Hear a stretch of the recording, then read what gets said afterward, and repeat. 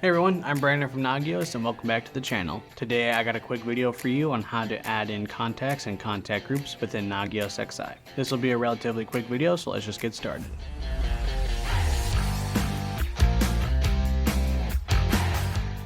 Okay, to add in our contacts or contact groups, the first thing we need to do is add in some contacts. This is a brand new instance of Nagios XI, so I don't have any contacts in here yet. There are two ways we can get to contacts. We can either go to this gear icon on the left, select Core Config Manager, and then go to the Contacts tab on the left-hand navigation menu. Or on the top right, using the search tool, we can type in the word contacts, scroll to the very bottom. Underneath CCM or Core Config Manager, we can select contacts. The only contact that we have in here is Nagios Admin. This is the default administration account, so we need to add in some fresh contacts. New contact, and we can name these names anyone that we want, so we will add in John Doe. You can also add in an alias if you'd like to, and we need an email address. In our alert settings tab, we can change anything of these settings here. We'll do host notifications on, service notifications on. We will do a 24/7 time period on these. We will have our host notification options be down and critical. And then finally, for our commands, we want to do a notify host by email. Again, this can be whatever you want it to be though. So we will do notify host by email and service by email. Add selected, close this, and then for service notifications, we'll do notify service by email. Actually, service isn't supposed to be in the first one. Go ahead and remove that. Apologies. Close, save. We can either click apply right now, or we can add in more contacts so that we can have an actual contact group. So that's actually what I'm going to do. I got John Doe in there. I'll also add in 2 more users here.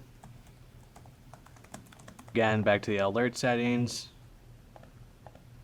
Select whatever best suits your environment. This user is going to be slightly different. It'll be unreachable. And warning. Again, with the host commands, notify host by email, close, service notification command, notify service by email, close that, save. I'm not going to apply this time. I'm going to put in a third contact name. And then again, alert settings, whatever best suits your environment. He's not going to get host notification alerts. But again, we still need to define the notification command even if they're not going to be receiving or responsible for handling host-related notifications. Save, and then again, now we will select apply configuration. A couple different ways, a couple different methods you can use to apply.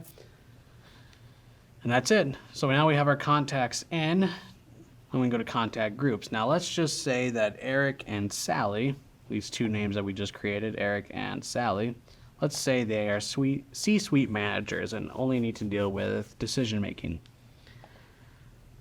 We're going to add in a new group. We're going to call it C-suite. C-suite, and we'll even do managers.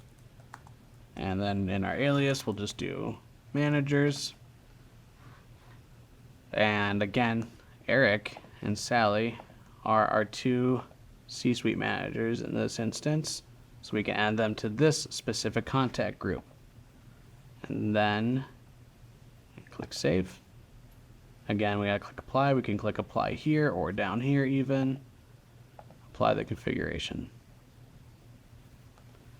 So now as you can see, we have our contacts, Eric, John Doe, and Sally. And if we go into our contact groups, we will see that we have C-suite managers. Within that, we will see that Eric and Sally are our C-suite managers. Now you can have as many contact groups as you want. Say you have a contact group for your system admins.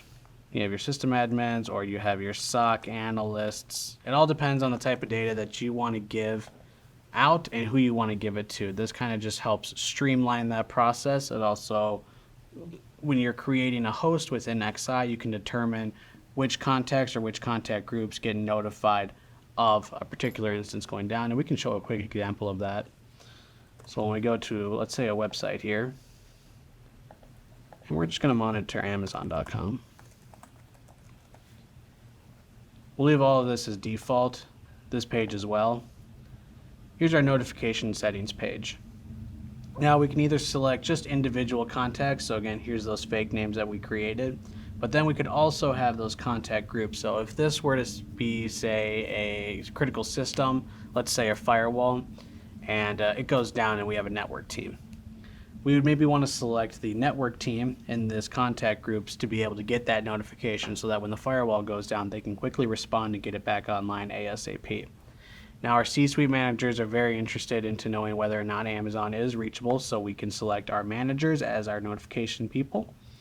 Click next, and we'll finish the rest as default. Finish and apply.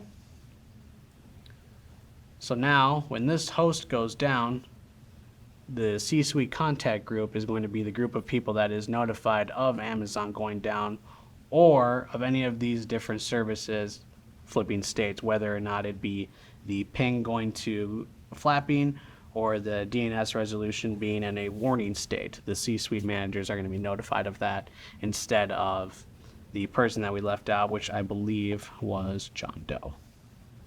And that wraps up today's video, folks. I hope you found this video useful. If you have any more questions, please visit support.nagios.com for more additional documentation.